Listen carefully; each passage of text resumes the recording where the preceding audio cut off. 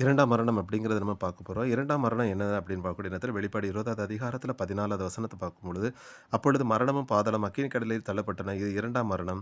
ஜீவ புஸ்தகத்தில் எழுதப்பட்டவனாக காணப்படாதவன் எவனோ அவன் அக்கினி கடலிலே தள்ளப்பட்டான்."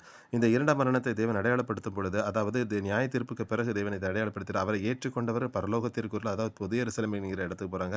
அவரை ஏற்றுக்கொள்ளாதவர்கள் இந்த இரண்டாம் மரணமாகி அக்கினி கந்தம் என்கிற அந்த அக்கினி கடலிலே அவங்க போறாங்க. இந்த இரண்டாம் மரணத்திலிருந்து நம்ம ஜெயம் எடுக்கணும்னா, 2ஆம் மரணத்திலிருந்து நம்ம தப்பிக்கணும்னா நம்ம என்ன பண்ண வேண்டியது? வெளிப்பாடு 20வது அதிகாரத்தில 6வது வசனத்தை தேவன் சொல்லக்கூடியது.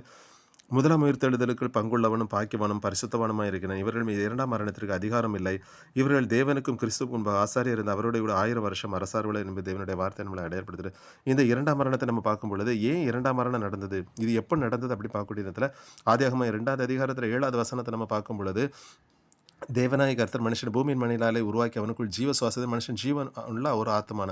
அப்போ ஜீவனுள்ள ஒரு ஆத்மாக இருந்த மனுஷன் தேவனுடைய வார்த்தைக்கு கீழ்ப்படியாமல் வல சர்ப்பத்தினுடைய வார்த்தைக்கு கீழ்ப்படிந்தான். அவன் அது கனியை புசிக்கிறான். புசித்தது நிமித்தம் அவனுக்கு உண்டானது அவனுடைய கண்கள், இருவருடைய கண்கள் திறக்கப்பட்டது. அதாவது பாவம் என்கிற அது மாமிச கண்கள் அவர்களுக்குள் திறக்கப்பட்டது. அதனால தாங்களை நிர்வாணிகளாக அறிந்து கொண்டார்கள். அந்த நிர்வாணத்தன்மையின் நிமித்தம் அவர்கள் எப்படிப்பட்ட ஒரு காரியத்தில் இருக்கிறாங்கன்னா, ரோமர் 6வது அதிகாரத்தில் 23வது வசனத்தை பார்க்கும் பொழுது, பாவத்தின் சம்பளம் மரணம். தேவனுடைய கிருபை வரம்பு நம்முடைய கர்த்தராகிய இயேசு கிறிஸ்துவினால் உண்டான அந்த நித்திய ஜீவன்.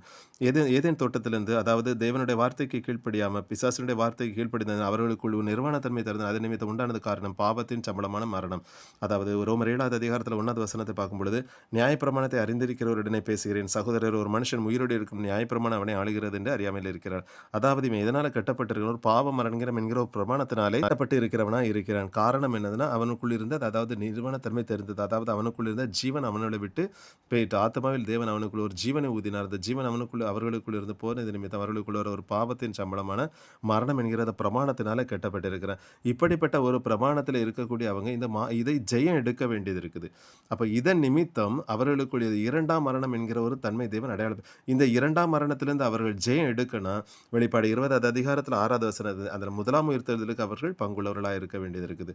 அப்ப இப்படிப்பட்ட ஒரு ஸ்திரியா, அதாவது இந்த பூமியில இருக்கக்கூடிய இந்த ஸ்திரியாகி சபை எதுல இருக்குன்னா, பாவத்தின் சம்பளம் மரணம். அதாவது பாவ பிரமாணத்தினால் கட்டப்பட்டிருக்கிறது.